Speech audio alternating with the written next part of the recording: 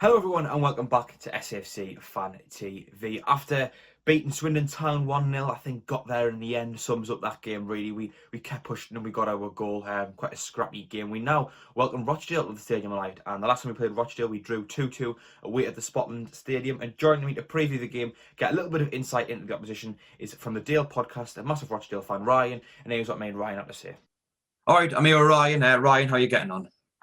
Yeah, good. Thanks, mate. How are you? Nah, good myself as well. Just to kick straight off, I've noticed he's only taken 2 points in the last 7 games and failing to score in 5 of them. Like, how come he's just struggling to score so much? And is that the main problem why the form's been so poor? Yeah, I think we had a spell December, January where we were scoring for fun, but conceding for fun as well. I think there was a point where we scored 27 and conceded 28 in 10 games, maybe. So we showed up throughout February, and yeah, we didn't concede too many, but we didn't score any either.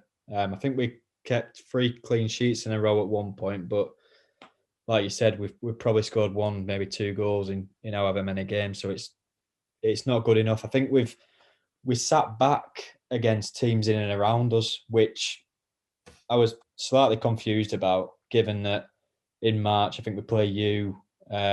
We play a load of teams towards the top. We play Lincoln as well. So yeah, it's the biggest problem. If you don't score goals, you don't win games. Yeah, definitely. I mean, how come you are struggling to score goals if you mentioned that you were scoring for fun beforehand? We sat back, so we were pretty open as a team. I think we were 2 or 3 4-4s, 4-3s, that kind of thing. And then we've sort of sat in. I think you'll probably see it yourself when we play us, but our striker Stephen Humphries has got 8 this season. But for the last few games, he's been 30 yards from our goal line for 80 minutes of a game. So that's why I think we've tried to tighten up, but by doing that, we just don't look dangerous whatsoever.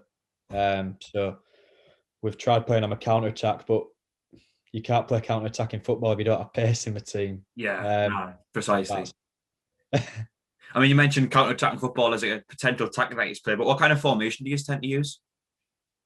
bafflingly 4-4-2. Right, despite like really struggling to score goals. Yeah. So yeah, I'm not a fan of 4-4-2 at all. Right. I think it can work, but I'm indifferent to be honest. I'm not one of these who loves it. I don't hate it. It's the formation. yeah, I think it can work. I think we've seen in the Premier League, City have done it a few times, but we're playing 4-4-2 and we've got one fit striker. So sort of where do you get 4-4-2 from when you've got one striker? So yeah, it'll be 4-4-2, I would imagine. All our midfielders are out. I think we've got one fit midfielder in Morley. So you'll probably see a centre half playing centre midfield as well. Right. Okay. We've got players playing all over the place as well with injuries at the moment. Like, I think it's just the current season and the way it's going. And playing twice a week, it's really taking it out to some players. I mean, you mentioned obviously that you are struggling to score goals. But have you got any players that you think can really challenge us, or anything that we should be worried about going into the game, whether it be a player or even a tactic maybe that tends to work for you occasionally?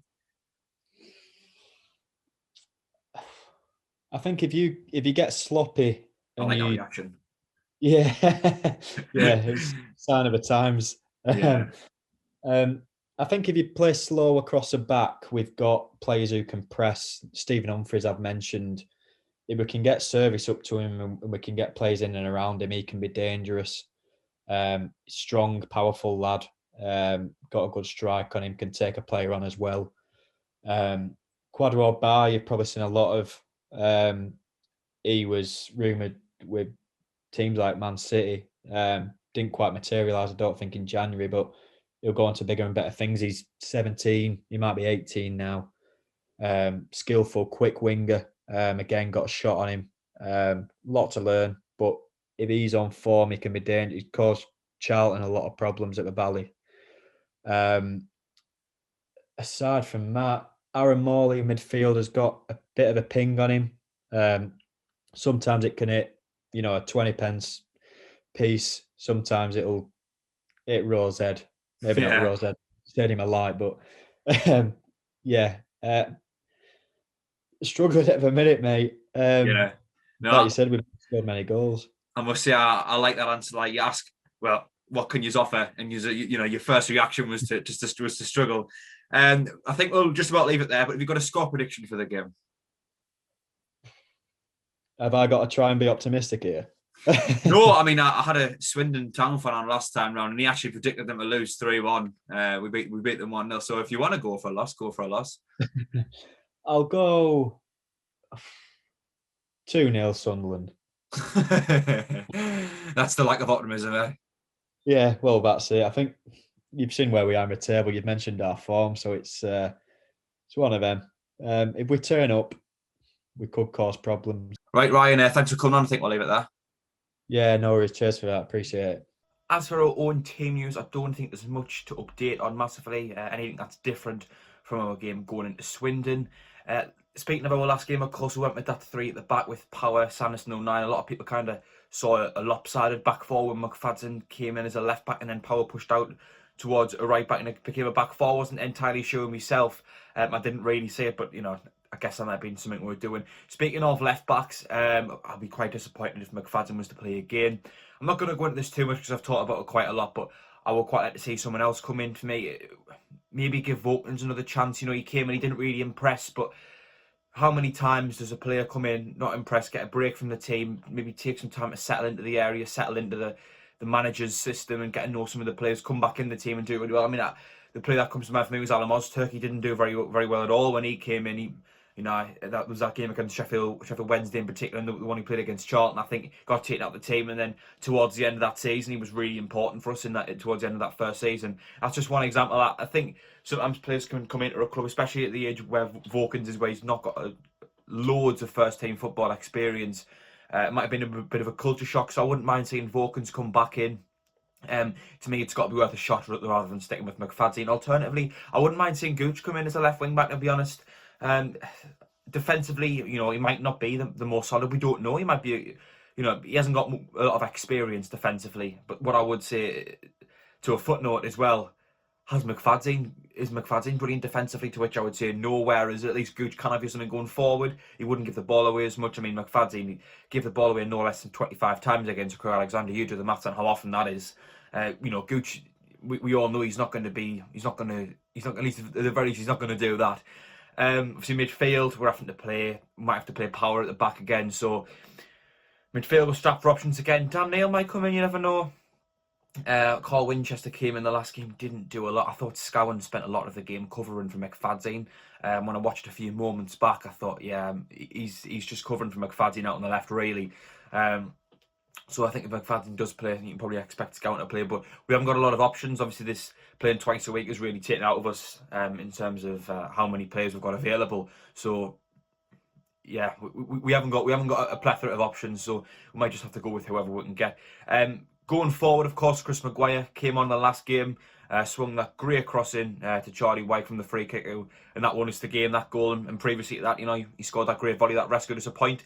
Let us know what you think in the comments. Of course, seeing a lot of debate over whether Maguire should be coming in as a starter. One thing I will say is I think sometimes Maguire can actually offer you more as an impact sub as opposed to someone who can play the full 90 minutes. And sometimes you might actually get more out of him, if that makes sense, getting in less game time.